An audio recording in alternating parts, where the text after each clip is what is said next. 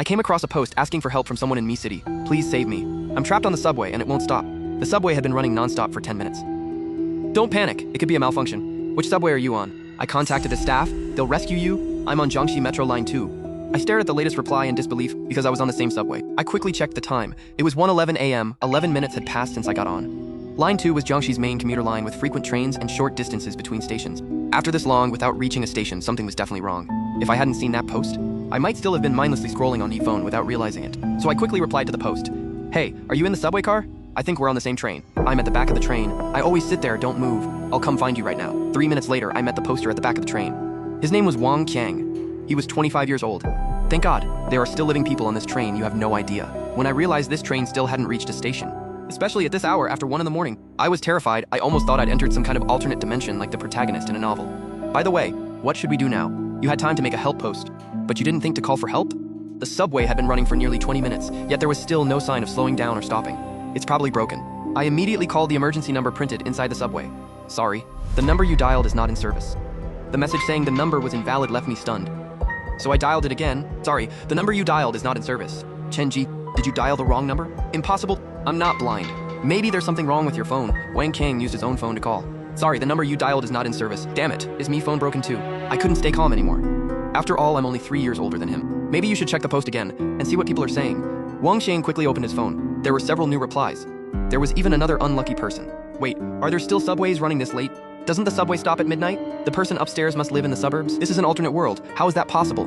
You read too many novels. This was another message from the helpful user called Flower Radish. Poster, I already called the emergency number for you. The staff said they're checking the system. You'll probably be rescued soon. Sorry, let me ask something. What's the emergency number? We called too, but it was out of service. It's 13-8-888-888. But the number printed here clearly says 13-1-99999. No wonder every time we call, it's out of service. This world is a giant mess, maybe because we knew we'd be rescued soon. Both Wang Qiang and I relaxed. We also subconsciously overlooked a fatal problem. Suddenly, a voice came from the train's announcement system. Are there 2 passengers trapped on the subway right now? Yes.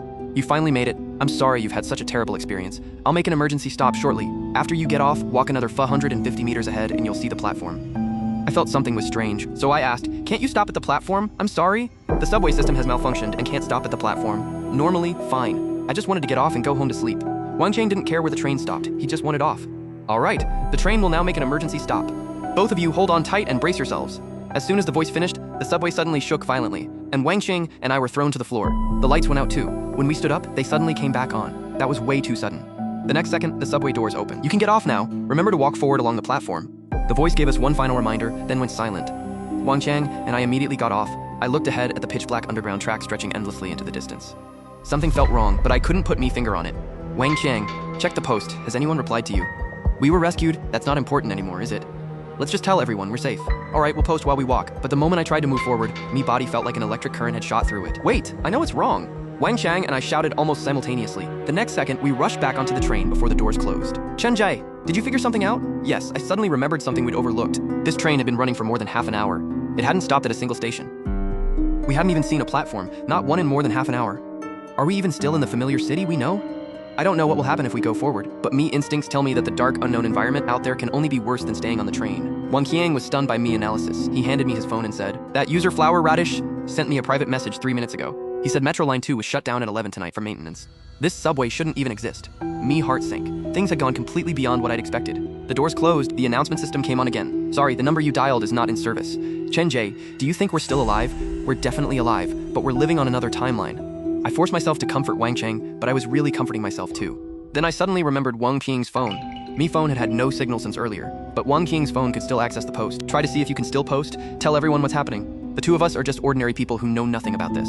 It may be hard for us to get out on our own, but if someone outside can break open this space, maybe we'll have a much better chance of surviving. After hearing me, Wang Qiang quickly took out his phone. It really still worked, but strangely, no other apps worked. Only this post could be accessed. Don't worry about that now. Hurry, and post. The subway started moving again. We still don't know where it's taking us. Help from anyone who knows what they're doing. We've fallen into a different dimension. Wang Qiang's post quickly received many replies. What's going on? Flower Radish replied. Thank God you're okay.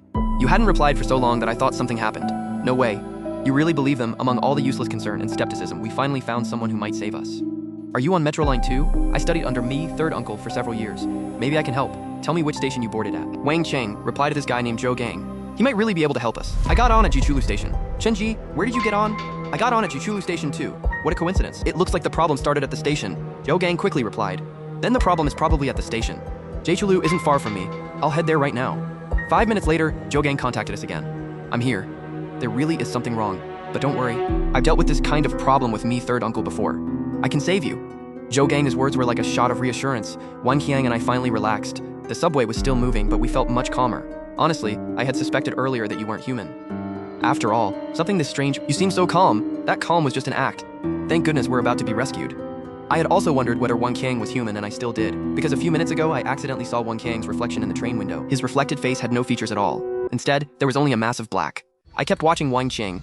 Everything he did seemed completely normal. If I hadn't seen that face, I'd have simply thought he was another unlucky person trapped here with me. But what exactly was he planning? I don't know. I can only pretend I didn't notice. At least he doesn't seem to want to hurt me yet. Just then, Joe Gang sent another message. The anomaly at Jechulu has been dealt with. Now quickly go to the control room at the front of the train and find something.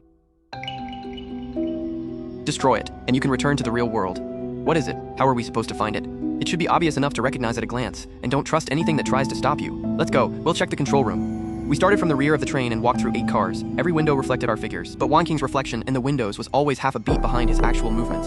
Luckily, nothing strange happened along the way. We made it all the way to the control room door. Wang Qing was already panting. This went too smoothly. Weren't there supposed to be things trying to stop us? I pretended to look annoyed. You've only walked this far and you're already exhausted. Is something wrong with your body? No, I'm perfectly healthy. The brief confusion in his eyes didn't escape me. My heart was pounding. The control room was right in front of us. What exactly was the thing Zhou Gang told us to find? And what would Wang Qingyang do next? I instinctively touched the small knife in my pocket. It wasn't very sharp, but it was enough for self-defense. Wang Qingyang pushed the door, but it was locked. How do we open this door? We don't have a key. Move aside. Let me try. I knocked on the door 4 times just to see what would happen. The next second, the door actually opened. Hurry, let's go inside and find that thing. I was about to step in when Wang Qing suddenly looked. Dad was stabbed in the heart. But the doctor smiled and said, humans have 2 hearts. Damaging one isn't a problem. I was stunned. Aren't humans supposed to have only 1 heart? The doctor didn't notice me expression and continued. Normal people all have 2 hearts. Your father was stabbed in the left side of his chest. Luckily, the heart on the right is still beating. Otherwise, his blood couldn't circulate properly. He said it so naturally as if this were completely normal. Doctor, are you joking? Normal people only have 1 heart. How could we have 2? You're a doctor. It's really not right for you to say that. How can you get such basic medical knowledge wrong? How am I supposed to trust you with Dad? Me voice was getting louder. Several family members and nurses in the hallway turned to look at me. The atmosphere became strangely tense for a few seconds. Mom walked out of the ward and looked at us strangely. What's going on? Why are you arguing? The doctor didn't answer her. Instead, he stared at me with a fake smile. Do you think normal people only have 1 heart? The instant he said that, everyone in the hallway stopped what they were doing. They all stared at me, as if waiting for me answer. Mom suddenly grabbed me arm from behind, terror in her eyes. Even a child knows this basic fact. How could you not know? Nobody spoke up to correct her. It seemed like this was an established fact. My instincts told me to go along with him. Haha, of course I know. I just thought the atmosphere was too serious. I was only joking with the doctor. Those words seemed to flip a switch. Everyone suddenly moved again, looked away and went back to what they had been doing. Everything returned to normal. You're an adult. Why would you joke with the doctor? Don't you know when it's appropriate? The doctor suddenly interrupted. Ma'am, I still need to discuss some details about the surgery with you. Shoji, you go stay with your father in the ward. I went with the doctor to discuss the surgery. Mom nodded and then walked into the ward. Dad was in a private room, and it was eerily quiet. I sat in a chair, me mind a complete mess. How could a normal person possibly have 2 hearts? Besides, I'm a medical student. I was absolutely certain humans only had 1 heart. I took a deep breath, pulled out my phone, and typed how many hearts do humans have into a search engine. The next second, the results appeared. The page said that humans have 2 hearts located on the left and right sides of the chest, working together to circulate blood. I stared at the screen in disbelief, me whole body trembling. Either I was going crazy, or this world was just a few days ago, during anatomy class. I clearly remembered that the cadaver had only 1 heart. Could something be wrong with me memory? I instinctively looked toward Dad's bed. He was lying there quietly. I slowly reached out and placed me hand over the right side of his chest. A steady heartbeat came through me palm. There really was another heart inside him. I was struck by lightning. I turned around in panic, and the doctor was standing outside the door. I had no idea how long he'd been watching. When our eyes met, he didn't panic or look away. Instead, he gave me an eerie smile. Thankfully, he didn't come in. He simply turned and walked away. I collapsed back into the chair. Not long after, Mom returned. What did the doctor tell you? Nothing much. Just keep your father's wound dry and follow the diet plan. He'll probably be discharged in about a week. I'm going home to get some daily necessities. Mom said that and left. That evening, Dad finally woke up. I immediately rushed over. Dad, how are you feeling? Before he could answer, Mom suddenly came back. Honey, you're finally awake. Xiaoji joked with the doctor today and said humans only have 1 heart. Tell him yourself, how many hearts do humans have? Of course 2, and you're studying medicine. If someone actually believed you, it could affect you in the future. I gave an awkward laugh. Yeah, I won't make jokes like that again. Luckily, they didn't continue the topic. It could affect you in the future. I gave an awkward laugh. Yeah, I won't make jokes like that again. Luckily, they didn't continue the topic.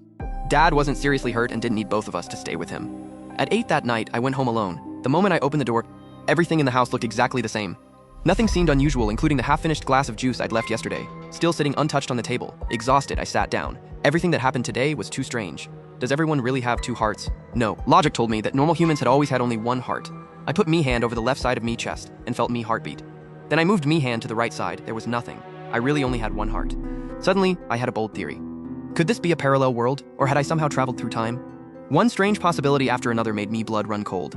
The next morning, Mom's phone call woke me. She asked me to buy some dumplings and bring them to the hospital. When I left the house, I happened to run into our neighbor, Uncle Jang. He greeted me warmly. "Chenjie, where are you headed?" Uncle Jang had been our neighbor for years. He was known as a genuinely kind man. An idea came to me, so I cautiously tested him. "Me dad is in the hospital." Sure enough, Uncle Jang immediately became concerned. "What happened? Is he sick?" "No, someone stabbed him in the heart. We're keeping him in the hospital for observation for a few days." Luckily, the other one is fine. Uncle Zhang listened and immediately sighed with relief. As long as he's okay. But how did he get stabbed in the heart? Me heart sank. Uncle Zhang didn't correct me, which meant he was just like everyone else. I chatted with him casually for a few more minutes, then hurried to the hospital. "Mom, didn't the doctor come today?" "No, the doctor is very busy. Besides, your father's condition is stable, so there's no need for him to come by." Hearing that, I breathed a sigh of relief. The doctor never showed up again before I left the hospital that afternoon. Maybe the doctor had just happened to be standing there yesterday and hadn't actually noticed anything. I felt much more relaxed, but then the doctor suddenly hurried toward us. "Wait, our hospital is holding an event. We can give you a free medical checkup these next 2 days. Why don't you take advantage of it? And get yourselves checked too." Me heart jumped into me throat. I had a feeling this checkup was aimed at me. Dad, completely unaware, happily said, "That's great, a free checkup. I was just thinking about getting me health checked. Let's go." He grabbed me and tried to pull me forward. But me feet felt rooted to the floor. I wouldn't move an inch. Dad noticed and turned around. "Xiaoye, why aren't you coming?" I suddenly remembered that I'd had a checkup just last month. "The results were all good. Why don't you and Mom go? I don't want to waste a spot." "You silly child, a free checkup is worth taking. Besides, just because you had one last month doesn't mean you can't have another this month." "Exactly. Let's all get checked together." As she spoke, several doctors in white coats surrounded me. Me heart sank, but I forced myself to look relaxed. I just think it's a waste of time. One person would have to wait at least another 10 minutes. If you don't mind, then fine, I'll do it too. It's not a big deal. Dad happily pulled me toward the medical examination center. Soon, I was standing outside the CT room. The doctor leaned toward me. "What's wrong? Why aren't you going inside?" His voice was calm, but there was a threatening undertone. I knew I couldn't escape. I could only grit me teeth and walk inside for the CT scan. When I came out, I almost collapsed. About half an hour later, Mom and Dad had finished their CT scans too. Dad smiled at me. "Xiaoji, let's go home. The results won't be ready for another couple of days." I nodded. Once we got home, I immediately went back to me bedroom. Just then, an announcement played. "The holiday is coming to an end. Please report back by September 20." Before I could react, the holiday was coming to an end. "Please report back by September 2." Before I could react, there was suddenly a knock on me bedroom door. Mom stood outside when I opened it. She smiled warmly, but her eyes subtly drifted into me room. "Mom, what are you looking at?" "Nothing. Come out and eat dinner." I wasn't in the mood to eat, so I just had a few bites and went back to me room. For some reason, I quickly became sleepy. Before I knew it, I had fallen asleep. In a hazy dream, two blurry figures stood at the foot of me bed, whispering to each other. I quickly became sleepy. Before I knew it, I had fallen asleep. In a hazy dream, two blurry figures stood at the foot of me bed, whispering to each other. "Teacher, won't he wake up later?" "Probably not. Try waking him." "Xiaoji, wake up." I felt someone pushing me, but me eyelids were incredibly heavy. I couldn't open them. "See, he's asleep. Hurry up and do it." The moment I heard that, me entire body went rigid. My breathing stopped for several seconds. As that hand moved closer and closer, I somehow found the strength to sit up suddenly. Mom and Dad were actually standing beside me bed. "Xiaoji, you're awake." "Yeah. Weren't you asleep? It's the middle of the night. Why are you two in my room?" "What do you mean the middle of the night? It's only a little after 10. Your mom said you went to bed early. I heard you might be sick, so I came to see if you had a fever." Dad finished speaking, and without giving me a chance to refuse, put his hand on me forehead. "Good. No fever. All right, we were just overthinking it. Let Xiaoji keep sleeping." And just like that, they left the room one after another. Even after the door closed, that sense of wrongness wouldn't go away. Was I just being paranoid? No, Dad had almost touched me chest just now. He was clearly trying to feel me heartbeat. Realizing this sent a chill down me spine. Early the next morning, Uncle Zhang and another relative came over to check on Dad. I stayed hidden in me bedroom. Just then, someone picked up the phone and saw that the medical examination results were finally ready. I was about to open them when Mom suddenly knocked on me door. "Xiaoji, come out for a moment later. I'm busy." The moment I said that, Mom became unusually agitated. "Come out now, I have something urgent to discuss with you." I had no choice but to open the door. The next second, Mom forcibly pulled me into the living room. Everyone turned toward me at the same time. The scene was indescribably eerie. Dad was the first to break the silence. "Xiaoji, we just received a message from the hospital. The medical examination results are out. Hurry and show us your results."